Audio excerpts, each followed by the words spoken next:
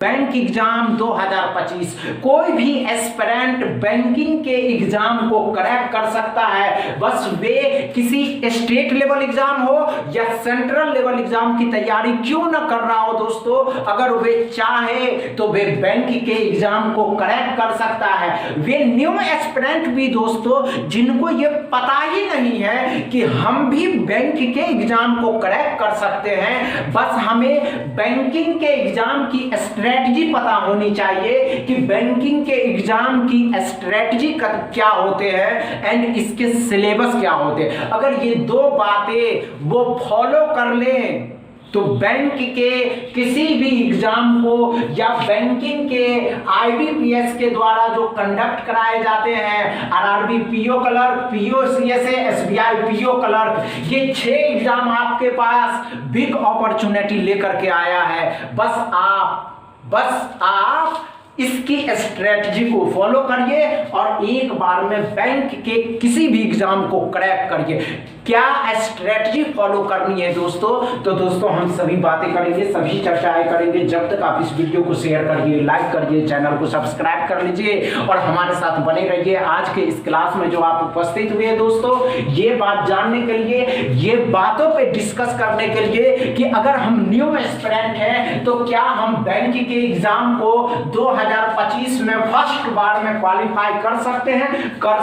बस ध्यान से देखना है आपको कि आपको क्या करना है। तो हमने क्या कहा दोस्तों कि बैंक के जो एग्जाम होते हैं आईबीपीएस के जो द्वारा जो कंडक्ट कराए जाते हैं, RRB PO, RRB clerk, PO clerk, PO and CSE, मतलब IBPS PO and IBPS clerk दोस्तों, SBI PO and SBI clerk. ध्यान से देखिएगा, इन सभी के सिलेबस एक जैसे होते हैं। अब ध्यान से देखिएगा, क्वांट में पूछे जाते हैं 35 question, reasoning 35 question, English 30 question. किस में दोस्तों, सब पीओ में जो है क्वेश्चन 35 आते हैं एंड 30 आते हैं। एसबीआई क्लर्क में 35 30 आते हैं। एसबीआई क्लर्क में 35 30 आते हैं और एसबीआई पीओ में 30 40 आता है। अब कहिएगा 30 40 मतलब दोस्तों एसबीआई ने अपना पैटर्न नहीं, क्वेश्चन लेवल चेंज किया।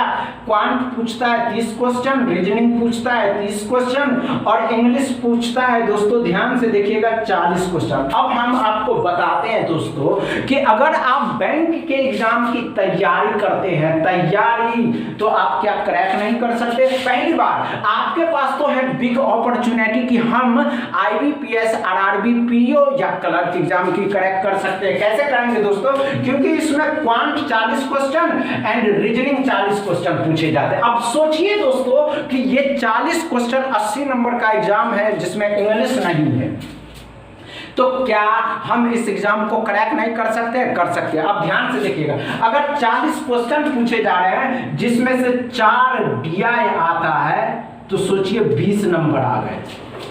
सिर्फ डीआई को फॉलो करना है। डीआई को इसलिए फॉलो करना है दोस्तों कि अगर आप 4 में से 3 डीआई को सॉल्व करते हैं तो आपको 15 नंबर, अगर 4 डीआई को फॉलो करते हैं या 4 डीआई को सॉल्व करते हैं तो 20 नंबर।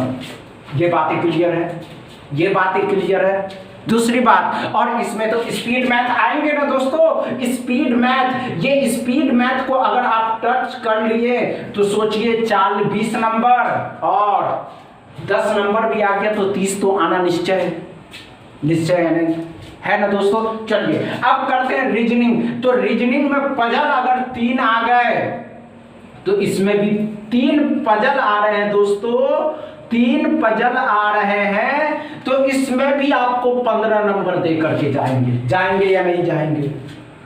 अच्छे से समझ में आया, क्लियर है। यहाँ आइए दोस्तों, यहाँ देखना होगा हमने क्या कहा दोस्तों, ये 35 क्वेश्चन में अगर 3 डीआई आ रहे हैं तो हम इस 3 डीआई को फॉलो कर लेते हैं, डीआई को ही फॉलो करते हैं एग्जाम की तैयारी में। तो क्या अगर डीआई आ रहे हैं तो हमको 15 नंबर नहीं देंगे? पजल अगर इसी तरह 2 पजल आ रहे हैं दोस्तों तो हमको 10 नंबर देंगे या नहीं देंगे? हम इसीलिए कह रहे हैं दोस्तों कि अगर आप बैंकिंग एग्जाम को टारगेट करते हैं, अगर आप बैंक एग्जाम को क्रैक करना चाहते हैं दोस्तों, तो डीआई पजल, पैराग्राफ, ये 3 चीजों पे फॉलो करिए। क्वांट के डीआई को फॉलो करिए, पजल के रीजनिंग के पजल को फॉलो करिए, एंड दोस्तों इंग्लिश में डीआई, पैराजंबल, ये सब जो आते हैं इस सब पे फॉलो करिए, इरर को फॉलो करिए, आप बैंक के एग्जाम को क्रैक कर लीजिएगा। समझ में आया दोस्तों? समझ में आया हो तो वीडियो को शेयर करिएगा, लाइक करिएगा, चैनल को सब्सक्राइब कर लीजिएगा। थैंक यू दोस्त।